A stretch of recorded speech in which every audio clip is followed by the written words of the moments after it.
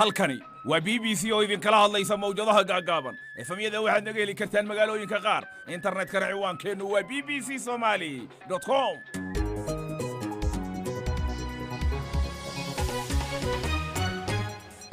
subax wanaagsan qiyaartana dhegaysanaysaa Afrikada bari saacadu waa 7 aroornimo oo gow ah waxaan ahay Cabdirasaaq Xaaji Catoosh qodobada saaka idin hayana waxa kamid ah Mareykanka iyo Faransiiska oo ay ka dhax tolan tahay hadalla xanaf la ayaa isku turtuuraya taliyaashii ciidamada Itoobiya oo isbedel lagu sameeyay waa maxay sababtu in uu abiy ku kacay barnaamij ballaaran oo dawladda qaybta ciidamada haysata iyo generaalada sare uu keenay dad cusub oo isaga u hoggaansan marka wuxuu rabaa inuu tuso in isagu uu yahay maamulaha guud ee dalka dad isaga adeecsan uu keenay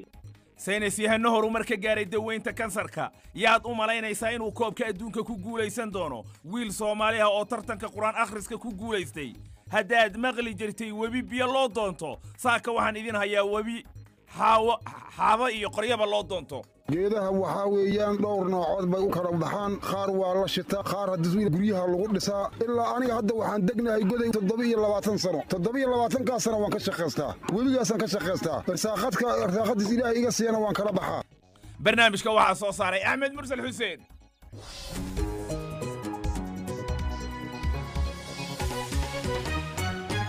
balse intaasoo dhan aan ka hormariyo warkii dunida saakana diyaar waxaa la ah xasan cabdullaahi heybe mahadsanid Catoosh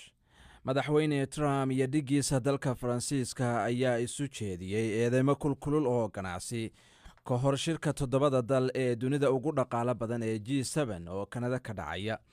Trump ayaa ka cawday in Faransiiska iyo Kanada ay Mareykanka saarayaan canshuuro badan waa sida uu hadalka u dhigay isla markaasna ay caqabado u keenayaan ganacsiga madaxweyne Macronka dalka Faransiiska ayaa markii horeysay sheegay in 6 quwadood ee dunida ugu dhaqaale badan ay matalaan suuq dhaqaale oo leh awood dhaba oo heer caalami ah wasiirka arrimaha dibadda ee Mareykanka ayaa sheegay in Kim Jong-un uu shakhsiyan u bidaamiyay in Kuuriyada Waqooyi ay diyaar u tahay in ay ka tanaasusho hubkeeda nukliyeerka Mike Pompeo ayaa sheegay in labada dhinacba ay ku soo dhawaanayaan isla qaadashada macnaha ereyga ka tanaasulidda nukliyeerka maamulka madaxweyne Trump ayaa markii u horeysay bilaabay in ay adeegsadaan xabsiyada federaalka si loogu hayo dadka looga shakisan yahay in ay dalkaas ku joogaan si sharci darro ah wareejinta 1600 ee ruux ee maxaabiista ayaa qayb ka ah qorshe uu madaxweynuhu ku hor istaagayo soo galootiga sharci darrada ah golaha ammaanka ee qaramada midoobay ayaa cunaqabatayn ku soo rogay 6 ruux oo ku lug leh tahriibka dadka ku sugan Liibiya tahriibinta waxa lagu eedeeyay in ay meel uga dhaceen xuquuqdii aadanaha iyo inay deganaansho la'aan ku hayaan dalka Liibiya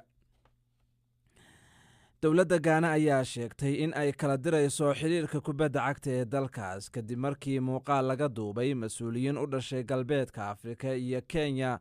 oo qaadanaya lacag cadaan arrintaas oo u muuqata in ay lid ku tahay shuruucda ciyaaraha wasiirka warfaafinta ee Ghana ayaa sheegay in baaritaan lagu sameyn doono dadka ku lugta leh arrintaas warkii dunidana waa naga intaas Catoosh mahadsanid heybe hagaag madaxweynaha Mareykanka Donald Trump iyo madaxweynaha Faransiiska Emmanuel Macron ayaa isweydaarsaday hadallo eedeyn ah oo siyaasadda ganacsiga ku lug leh shirka wadamada G7 ee dalka Kanada ka socda hadal uu bartiisa Twitterka ku soo qoray ayuu Trump ku eedeeyay Faransiiska iyo Kanada wuxuu ku sheegay inay ganacsiga adduunka jidgooyo u dhiganayaan madaxweynaha Faransiiska ayaa ka daba qaatoo yiri Mareykanka mooyee 6 wadan ee kale G7 waxay u taagan yihiin suuq dhaqaale oo hadda noqday xoog caalami ah Je redirai pour ma part au président Trump waan ugu celcelinayaa madaxweyne Trump in tallaabooyinka uu qaaday ay yihiin kuwo lid ku ah dhaqaalaha dalkiisa aniga ahaan arrintani waxay ila muuqataa mid mabda' la xiriirta kuumana suurtagelayso inaad xulufada ka dhex abuurto dagaal ganacsi dhammaanteen waxaan ku lug leenahay loolan sida Suuriya iyo Ciraaq iyo meelo kale oo dunida ka mid ah waxaan nahay xulufo waxaan isweydaarsanaa xogo muhiim ah ciidamadeennu waxay si wada jir ah u ilaaliyaan xorriyadda iyo mabaadi'deenna marka la eego xaaladda uu caalamku maanta ku jiro ma geli karno dagaal ganacsi waxaan isku dayayaa inaan madaxweyne Trump ku qanciyo inuu caadi ku soo celiyo arrimaha ganacsiga sababtoo ah waxaan u baahannahay inaan xallinno xiisadan pour qu'on retrouve un chemin de normalisation des sujets commerciaux parce qu'il faut trouver une issue madaxweynaha faransiiska macron ayuu kaasi ahaa. haatanna etoobiya ra-iisul wasaaraha etoobiya dr abiy axmed ayaa waxa uu wadaa isbeddello uu ku samaynayo dowladda. waxa uu ugu dambeeyey isbeddel uu shalay ku sameeyey ciidanka iyo saraakiisha ugu sarraysa taliyaha ciidanka qaranka oo dhowr iyo 20 sannadii u dambeeyey xilka hayay jenaraal maxamed yunis samora ayaa xilkii laga qaaday waxaana lagu beddelay jenaraal atos yaara makonon. tallaabadani ayaa loo arkaa in ra-iisul wasaare abiy uu ku doonayo inuu xukunka dalkiisa si toosa isagoo isu hoos keeno. haddaba sidee baa loo arkaa isbeddelladan dhacaya? faysal rooble waa qabiir si weyn ula socda arrimaha etoobiya. waraysigan ayaana la yeeshay. runtii tallaabada ilaa iminka sida asaaba looga arkaa waxa weeye in uu abiy ku kacay barnaamij ballaadhan uu dowladda qaybta ciidamada haysata iyo generaalada sare uu keenayo dad cusub oo isaga u hoggaansan. dadkii hore uu dhaxlayna uu bedelayo. marka wuxuu rabaa inuu tuso in isagu uu yahay maamulaha guud ee dalka, gacantana uu ku haynayo dad isaga adeecsanna uu keenayo. laba nin oo culus baa la beddelay, taliyihii ciidanka sirdoonka iyo taliyihii militariga oo dhowr iyo 20 sano labadoodaba xilka hayay. ragga uu keenay markaad fiiriso ma isleedahay way beddeli karaan labadan janan ee cuslaa ee hadda xilka laga qaaday? waa maxamed samora iyo ninkii sirdoonka joogay. runtii dee labada qof laba aada u culus bay ahaayeen. laba qof oo shaksi ahaan ku soo ababay xilli dagaalo iyo xilli dimuqraasiyaddu ay yar tahay, isla markaana sirta iyo dabagalka ciidamadu ay dabagalaan shacbiga iyo kuwa ka soo horjeedaba aada ugu soo ababay bay ahaayeen. hadda kolba labadan qof uu abiyi soo xushay waxaa la filayaa inuu ka dhigo kuwo u shaqeeya sida waqtiyada casriga oo qof civilian ah oo abiyi oo kala shacab ah oo ka amar qaata prime ministerka oo isna qof shacab ah, in uu rabo inuu bedelo nidaamkii hore ee dalkan Ethiopia ciidamadu u dhaqmi jireen. khudbad qof ku hadlayay magaciisa uu ballan qaaday. xagga qabiilka iyo isu dheelitirnaanta marka laga eego ninka la keenay waa amxaar militariga taliya looga dhigay. sirdoonkana wuxuu u dhiibay nin muslin oo aadan maxamed la yidhaahdo oromo ah. marka dhanka qabiilka laga eego iyo isu dheelitirnaanta iyo siday isu hayaan qowmiyadaha Ethiopia ma lagu wada qanci karaa? runtii dee kollaba dad ku qancaya way jiraan oo sida oromooda iyo amxaarada oo walba hadda labada reerood ee calankoodu taagan yahay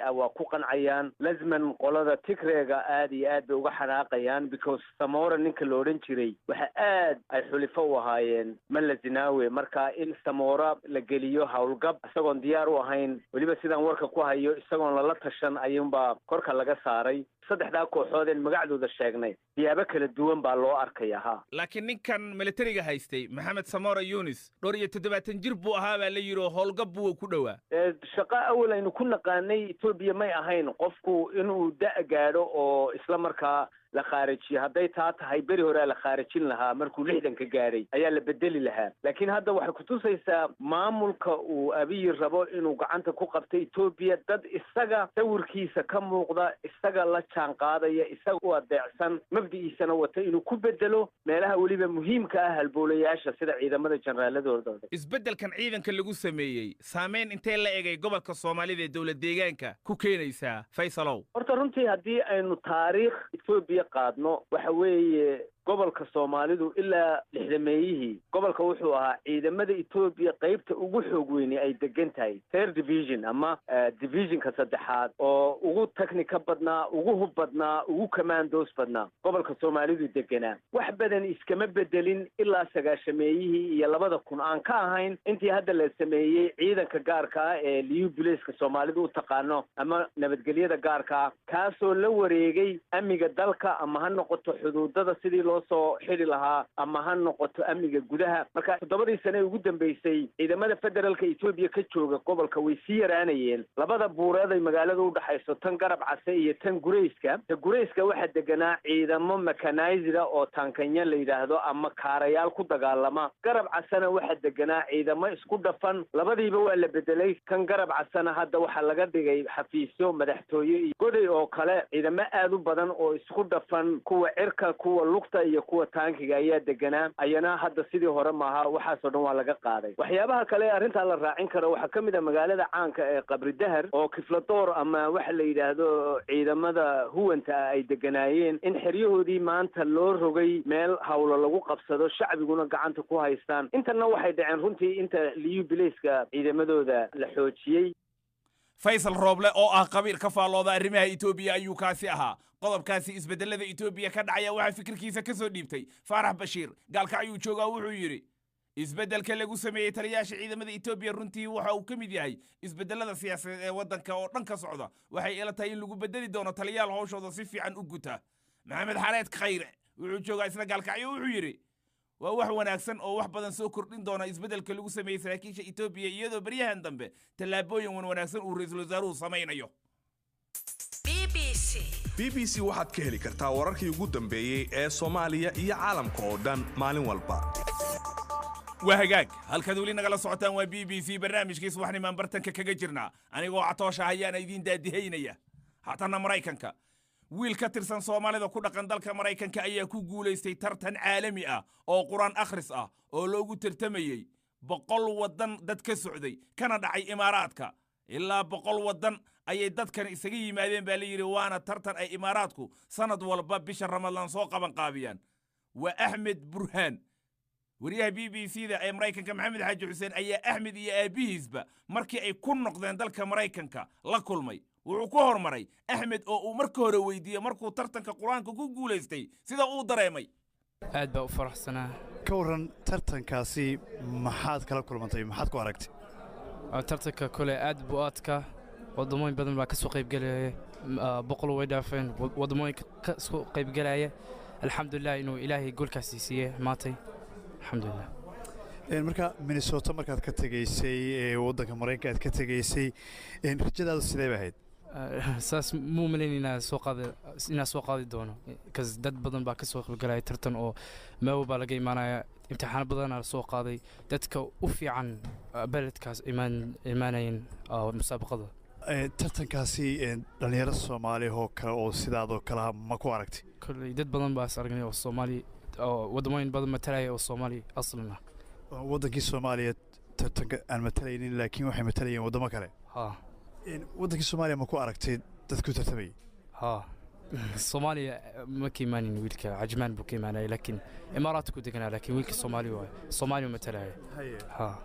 maxaad iminka ku leedahay ardaydii iyo waxa weeyaan waad arkaysaa dadkii reer minnesota oo dhan baa ku soo dhoweeyey masaajidkii abubakar dadkii joogay maxaad ku leedahay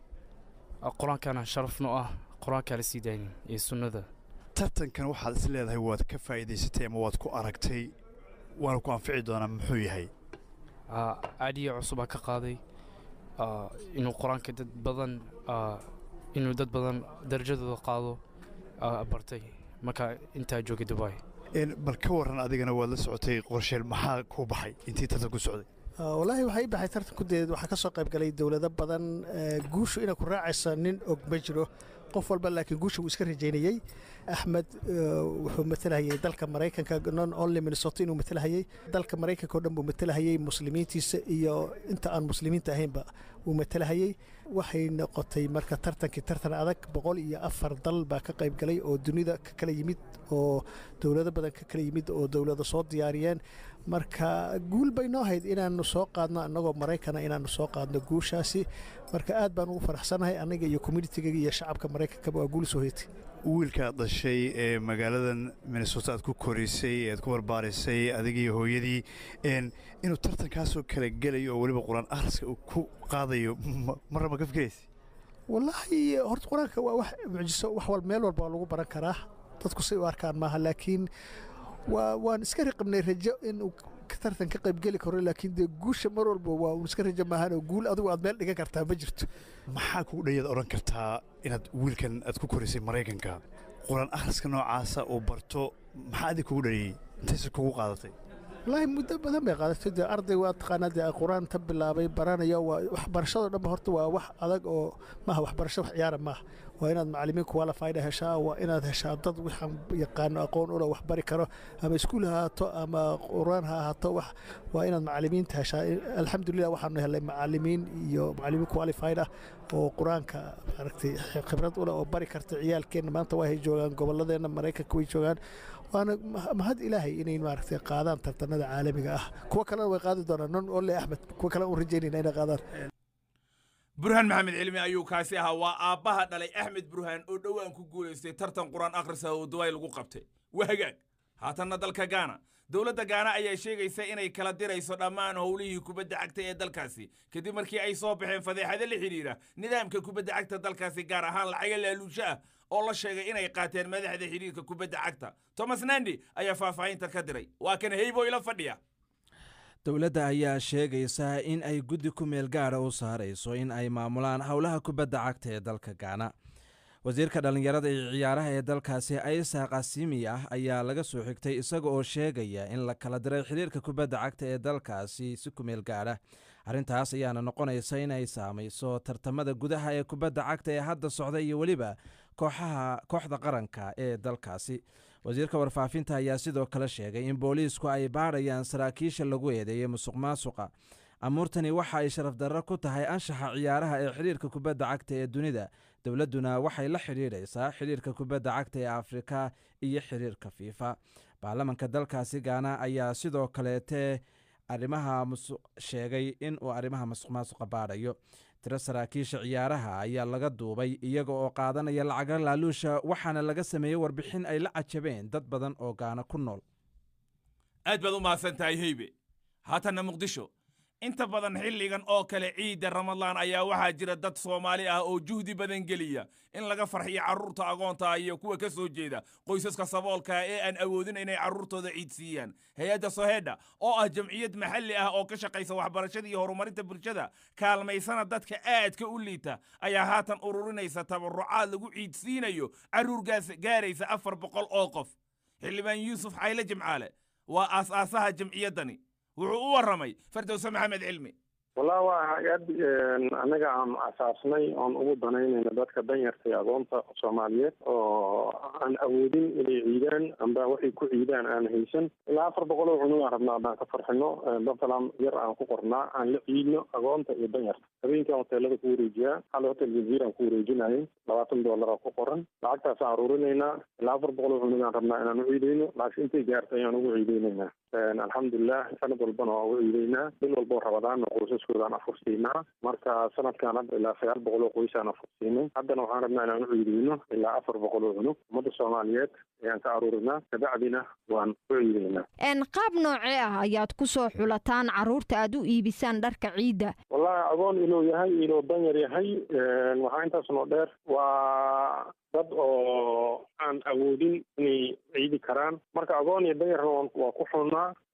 sida kalena dadka laga tirada badan yahay ay u badan yihiin dadkaas maciidaha kaliya ayaad caruurtan wax u qabataan mise xilli kasta u qabanaa xillina iskuulkaan ka dhiibnaa wixii iskuul gaaray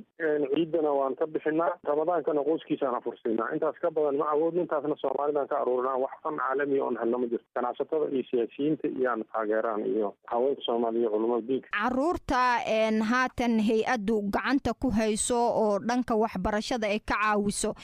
qiyaastii imis ayay gaarayaan waa 119 cunug iskuulaaday dhigtaan ilaa 18 iskuul ilaa 12 iskuul ay kala dhigtaan basasay leeyihiin waxaa basaska iyo iskuulaadka naga caawiyo gacan weyn naga siiyo ganacsada Nuur Cali Jimcaale iyo Hormuud Foundation waxaa kaloo na caawiyo gobolka Brandir oo kale 100 cunug ayuu ka dhiibay marka sidaas ayaan ku wadnaa lacagaha aan ka soo aruurinaa sidaas ayaan ku bixinaa xildhibaan Yuusufow hawshan samafalka ayaad ku caawinaysaan caruuraha agoonta iyo qaarka ka soo jeedo qoysaska danyarta muddo intee leeg ayaad soo wadeen muddo 5 sano aan soo wadnay 2013 bishii saddexaad ayaan furnay maarso 6deedii muddo 5 sano aan soo wadnaa gacan weyn ayaan ka helnay ummadda Soomaaliyeed dadka aad noo garab istaagay oo mar walba garab taagan waxaa kamid ahaa wasiirkii hore arrimaha gudaha Cabdiraxmaan Odowa iyo waxaa kamid ahaa dad badan oo siyaasiyiin ganacsato waaweyn sida Nuur Cali Jimcaale oo kale salaadiinta oo kale ugaas Maxamed Ali ugaas dad badan aan garab istaagin inay hawshan socoto oo wax ay qabsoomaan intii howlahan aad waday ma jiraan wax caqabad ah oo aad la kulantay maya wax caqabad kala ma kulmin ummadda Soomaaliyeed sida gacmo furan waji furan ay ugu soo dhaweeyeen weli wax caqabad kala kulmin kulli waa qof wax la weydiinayo Soomaaliya qofna laga helaa qofna laga weynayaa wax dhibaato iyo caqabad oo kala kulmin ma jiraan kan hawshan way maadaama aad tahay aasaasaha hay'adda Soheda waxaa jiro caruur badan oo aan haysan daryeel waxbarasho iyo mid nololeed oo ku sugan magaalada muqdisho marka maxaa idinkaga qorshaysan kuwaasi si noloshooda aad u bedeshaan wallahi waxaa noo qorshaa hadda ummadda soomaalida inay taageerto haddana waxaan ka rajeynaya inayna sii taageerto waxaan kaloo meesha aan ka mirayn oon samaynay ardayaan dibadda u dhoofinay dalka suudaan waxaan geynay 9 arday hal ardayna hindiya ayaan geynay marka ganacsatada soomaaliyeed iyo dowladda soomaaliyeed waxaan ka codsanaynaa inay na taageeraan annagana waxaan ballan qaadaynaa si saxa inaan usii gudbino marka sidaas ayaan annaga waxaan jecelnahay intii aan nool nahayna ummadda soomaaliyeed u adeegay madaxa jamciyadda soheydha xildhibaan yuusuf xayle jimcaale ayuu kaasi ahaa wuxuu u warramayey firdowse maxamed cilmi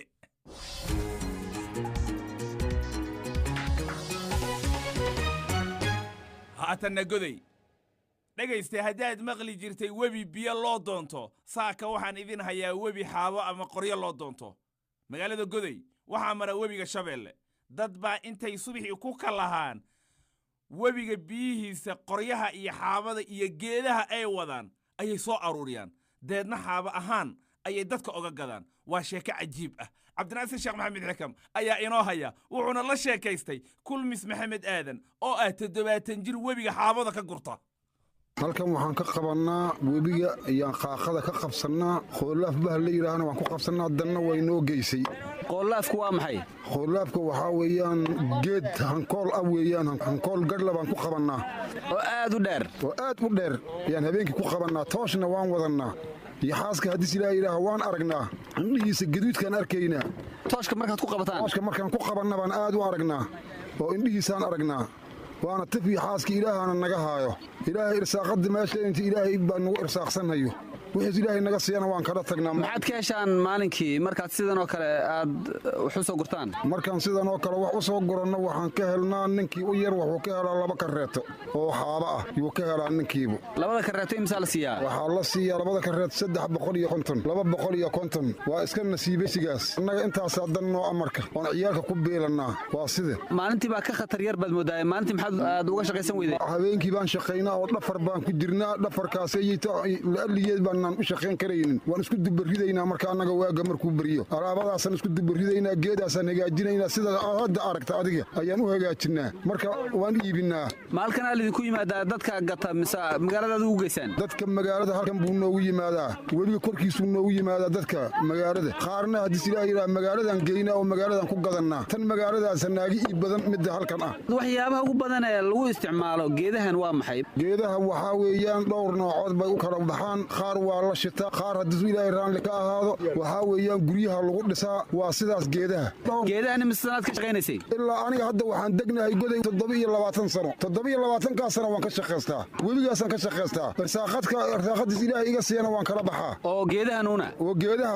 laakiin dadka qaarkii waxay dhahdeen webigani marmar unbuu xaabadan keenaa jeer biyaha wada waxaa weeyaan xagaay iyo dayr iyo gu 3 buu keenaa 3daasna waan ka shaqaysannaa waa dhexdaas aheedo haddii ilaahay sanad hore wiil baa naaga dhacay hadda meejana waan ku la'naay waa ku dhintay oo uu ku dhintayba wuu ku dhintayba wiilkaasayta waan ku weynay meejana geedahaas uu soo qabsanayay wiil kulay buu ahaa intuu dabaasho yuu soo qabsanayay laamanka geedahu soo qabanayay marka haddii silaa yidhaha bahalkii webigii baa ku kacay marka weeradii baa ku kacday waxaa laga helay xaggaas khallaafa agteeda laga helay